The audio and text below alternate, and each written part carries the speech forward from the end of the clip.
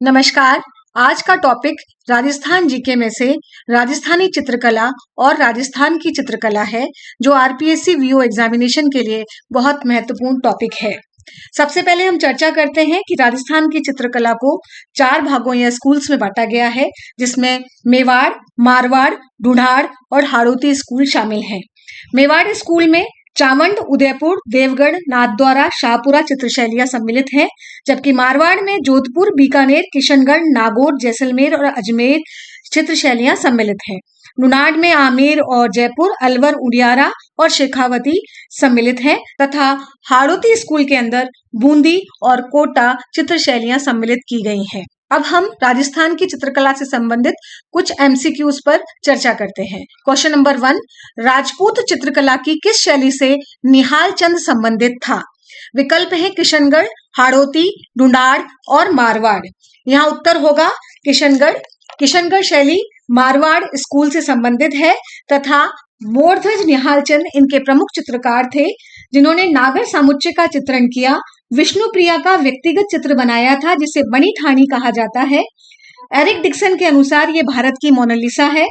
1978 में मणि ठाणी पर डाक टिकट भी जारी किया जा चुका है। तो यहाँ उत्तर होगा किशनगढ़। राजपूत चित्रकला की किशनगढ़ शैली से निहाल चंद और मोरध्वज निहाल चंद संबंधित थे। अगला प्रश्न, प्रसिद्ध चित्र मणि ठाणी का चित्रांकन किसने किया? तो यहाँ विकल्प हैं साहबदीन, गोपीराम, नागरीदास, निहालचंद। उत्तर होगा निहालचंद, जो मोरध्वज निहालचंद जिन्हें कहा जाता है, और ये जो है वो किशनगढ़ शैली के प्रमुख चित्रकार थे, जो कि मारवाड़ जो है स्कूल में सम्मिलित है। अगला प्रश्न, राजस्थानी चित्रकला जिसमें पशु पक्षियों का श्रेष्ठ चित्रण हुआ है।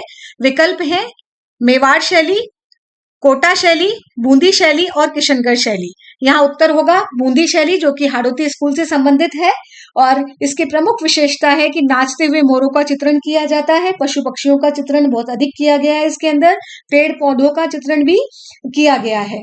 और जो उम्मेद सिंह थे, महाराजा उम्मेद सिंह, बूंदी चित्रकला का उनका जो काल है वो स्वर्ण काल कहलाता है। चित्रशाला का उन्होंने निर्माण कराया था, जिसे भित्ति चित्रों का स्वर्ग भी कहा जाता है। तो यहाँ उत्तर होगा राजस्थानी चित्रकला जिसमें पशु पक्षियों का श्रेष्ठ चित्रण हुआ है वो है बूंदी शैली।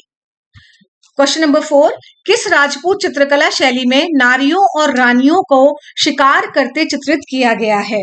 विकल्प है जयपुर शैली, उदयपुर शैली, कोटा शैली, बीकानेर शैली। तो यहाँ पर उत्तर होगा कोटा शैली। कोटा शैली भी हाड़ौती जो स्कूल है उससे संबंधित होती है, और इसमें महिला सौंदर्य का चित्रण अधिक किया गया है, शिकार के दृश्यों का चित्रण किया गया है, महिलाएं पशुओं का शिकार कर रही हैं ऐसा दिखाया गया है। अतः कोटा शैली जो है चित्रकला की, उसमें नारियों और रानियों को शिकार करते चित्रित किया गया है। राजस्थानी चित्रकला का सबसे पहले वैज्ञानिक विभाजन किसने किया?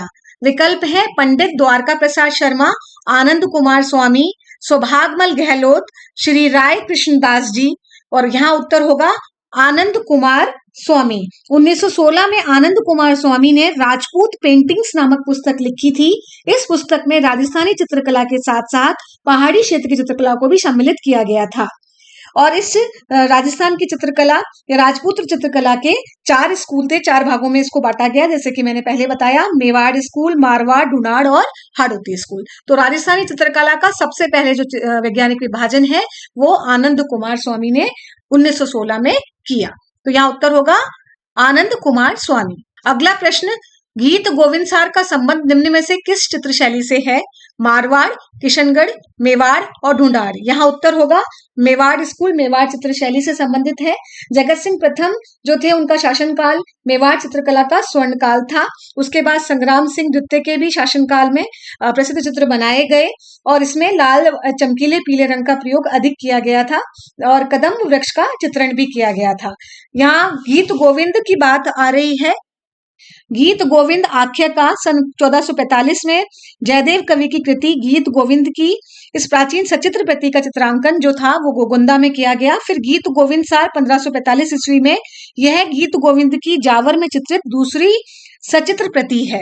तो गीत गोविंद सार का संबंध मेवाड़ चित्रशैली से है। अन्य जो मेवाड़ चित्रशैली से संबंधित है इंपॉर्टेंट वो है ढोला मारू की चौपाई। ढोला मारू की चौपाई जो है मेवाड़ शैली का एक महत्वपूर्ण तिथि युक्त सचित्र ग्रंथ है।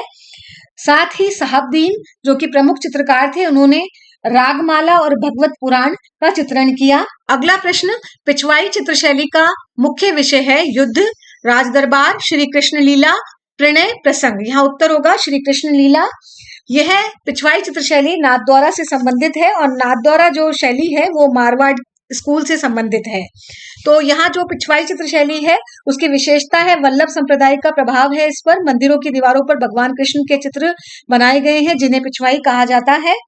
और इसके जो प्रमुख चित्रकार हैं वो है नारायण चतुर्बुध, रामचंद्र, घासीराम, चंपालाल आदि। और महिला चित्रकार हैं कमला और इलायची। अगला प्रश्न, ऊंट की खाल पर चित्रांकन किस शैली की विशेषता है?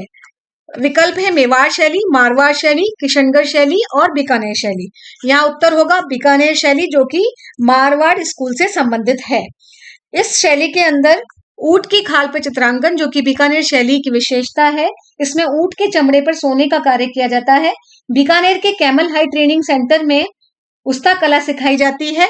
इसको जो ऊंट की खाल पर चित्रांकन है इसे उस्ता कला कहा जाता है। और उस्ता कला के जो मुख्य चित्रकार हैं वो हैं आसिर खान, हसन रामलाल और हेसामुद्दीन जो कि पद्मश्री से भी सम्मानित हुए। अगला प्रश्न, प्रसिद्ध चित्रकार साहिब राम राजस्थानी चित्रकला शैली से संबंधित हैं।